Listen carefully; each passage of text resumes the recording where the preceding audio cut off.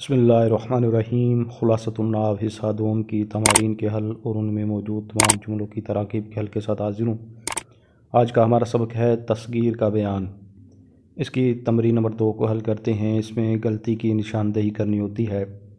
تو پہلا جز ہے مؤنث سماعی کی تصغیر میں تا ظاہر ہو جاتی ہے۔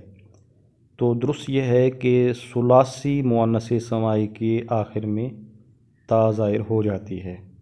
اس کے بعد آگے دوسرا جز ہے دوسرا حرف کسی اور حرف سے بدل کر آیا ہو تو تصغیر میں وہ اصل کی طرف لوٹ آتا ہے۔ تو اس کا درست یہ ہے کہ دوسرا حرف حمزہ کے علاوہ کسی اور حرف سے بدل کر آیا ہو تو تصغیر میں وہ اصل کی طرف لوٹ جاتا ہے۔ آگے تیسرا جز ہے تصغیر ہمیشہ قاعدے کے مطابق ہوتی ہے۔ تو درست یہ ہے کہ تصغیر ہمیشہ قاعدے کے مطابق نہیں ہوتی، بلکہ بہت سے اسماء کی تصغیر خلاف قیاس آتی ہے۔ آگے چوتھا جز ہے کہ یائے تصغیر کا مابعد حرف ہمیشہ مکسور ہوتا ہے۔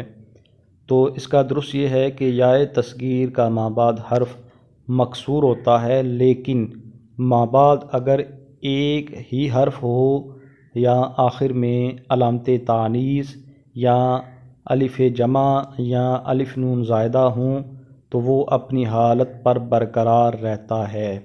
آگے تمرین نمبر 3 ہے۔ اس میں دیے گئے اسماء سے اسماء مصغرہ بنانے ہیں قواعد کو مد نظر رکھتے ہوئے۔ اچھا، اس پورے سبق کے اندر تمرین کے اندر بھی اور پھر متن کے اندر بھی کوئی بھی جملہ نہیں، اس لیے ترکیب تو اس کے اندر نہیں ہوگی۔ باقی جو تمرین نمبر 3 ہے اس کو حل کرتا ہوں۔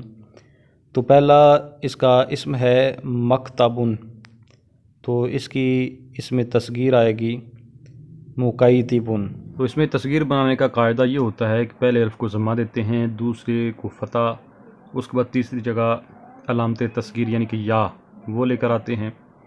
اس کے بعد اگر تو ایک ہی حرف ہے تو اس کا اعراب پھر عامل کے مطابق ہی ہوگا، اور اگر اس کے بعد 2 حرف ہیں تو پھر پہلے کو کسرہ دیتے ہیں، اور اگر 3 ہیں تو اس کے میں بھی پہلے کو کسرہ، اس کے بعد پھر آگے اس کا اعتبار ہوتا ہے، الف ہو تو وہ یا سے بدل جاتا ہے، جس طرح نیچے اس کی مثالیں آ رہی ہیں۔ یہاں پر میم کو ضمہ دیا، اس کے بعد دوسرے حرف کاف کو ہم نے فتح دیا، اس کے بعد یا بڑھائی، تو اب اس کے بعد 2 حرف بچتے ہیں تو پہلے کو پھر کسرہ دیں گے تو بن جائے گا مکیتبن۔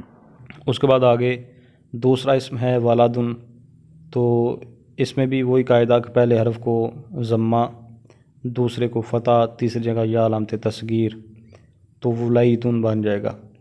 اس کے بعد تیسرا اسم ہے ظلمتن، تو اس میں پہلے حرف کو ضمہ، دوسرے کو فتح، تیسری جگہ یا علامت تصغیر، اور اس کے بعد جو ہے وہ ویسے تو یہ ہوتا ہے کہ اس کو کسرہ دینا ہوتا ہے، لیکن جب آگے تا ہو تو پھر اس صورت میں وہ فتح ہی رہتا ہے تو بن جائے گا ظلیمتن۔ اور ہندن کی تصغیر ہنیدتن آئے گی، کیونکہ جو مؤنث سماعی ہوتا ہے اس کے آخر میں تا لوٹ آتی ہے، تو اس لیے ہنیدتن۔ آگے پانچواں اسم ہے حمراء، تو اس میں پہلے کو ضمہ، دوسرے حرف کو فتح، تیسری جگہ یا علامت تصغیر، تو بن جائے گا حمیراء، اور آخر میں چونکہ جو ہے وہ الف ممدودہ ہے جو کہ علامت تانیث ہے، تو علامت تانیث ہو تو وہ اپنی حالت پر برقرار رہتی ہے تو بن جائے گا حمیراء۔ آگے چھٹا اسم ہے احجار، اس کی تصغیر آئے گی احیجار۔ آگے ساتواں اسم ہے عرفان، تو اس میں تصغیر کے پہلے کو ضمہ، دوسرے کو فتح، تیسری جگہ یا علامت تصغیر، تو بن جائے گا عریفان، اور یعنی کہ آخر میں الف نون زائدہ ہو تو اس کو اپنی اسی حالت پر برقرار رکھتے ہیں، تو اس وجہ سے عریفان بن گیا۔ اس کے بعد آگے جز نمبر 8 ہے صغرا، تو اس میں پہلے کو ضمہ، دوسرے کو فتح، تیسری جگہ یا علامت تصغیر، اور اس کے بعد آخر میں جو علامت تانیث ہے یہ برقرار رہے گی تو بن جائے گا صغیرا۔ آگے 9واں اسم ہے مفتاح، تو اس میں پہلے حرف کو ضمہ دیا، دوسرے کو فتح دیا، تیسری جگہ یا علامت تصغیر لائے، تو اس کے بعد جو حرف ہے اس کو کسرہ دیا، اس کے بعد پھر آگے الف آ گیا تو اس کو اب یا سے بدل دیں گے، اور اس کے بعد پھر آگے جو حرف ہے اس کا پھر اعراب عامل کے مطابق ہوتا ہے۔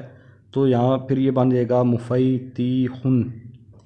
اس کے بعد آگے 10واں اسم ہے شمسن، تو یہ چونکہ مؤنث سمائی ہے تو جب اس کی ہم تذکیر بنائیں گے تو اس کے آخر میں تا آ جائے گی، تو بن جائے گا شمیستن، یعنی پہلے کو ضمہ دوسرے کو فتح تیسری جگہ یا علامت تذکیر، اس کے بعد جو ایک حرف بچتا ہے وہ ہوگا، اور اس کے بعد آگے تا تانیث کی آ جائے گی، اور جب تا تانیث کی آئے تو اس کا جو ما قبل ہوتا ہے وہ مفتوح ہوتا ہے، تو اس وجہ سے شمیستن بن گیا۔ اس کے بعد آگے 11واں اسم ہے فرزدکن، تو اس کی جو تصغیر ہے یہ خلف قیاس آتی ہے، تو یہ آتی ہے فریزکن۔ آگے 12واں اسم ہے اخن، تو اس میں جو حرف حذف ہے اس کو واپس لائیں گے، اور وہ تھا واو، یعنی اصل میں یہ اخون تھا، تو جب اس کی تصغیر بنے گی تو پہلے حرف کو ضمہ دوسرے کو فتح اس کے بعد یا، تو بن جائے گا اخیون۔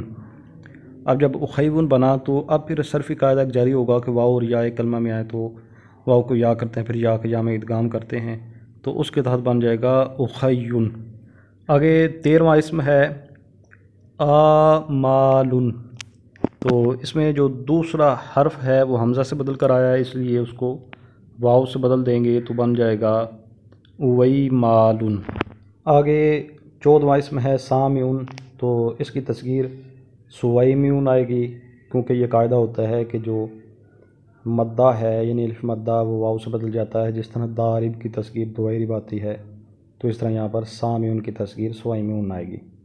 اس کے بعد آگے 15واں اسم ہے قدمن، تو اس کی تصغیر قدیمن آئے گی۔ اس پھر آگے 16واں اسم ہے کندیلن، تو اس کی تصغیر کنیدیلن آئے گی۔ آگے 17واں اسم ہے اذنن، تو اس کی تصغیر ازینتن آئے گی، تا اس لیے آئی چونکہ یہ مؤنث سمائی ہے، تو تصغیر میں اس کی تا آ جائے گی تو بن جائے گا ازینتن۔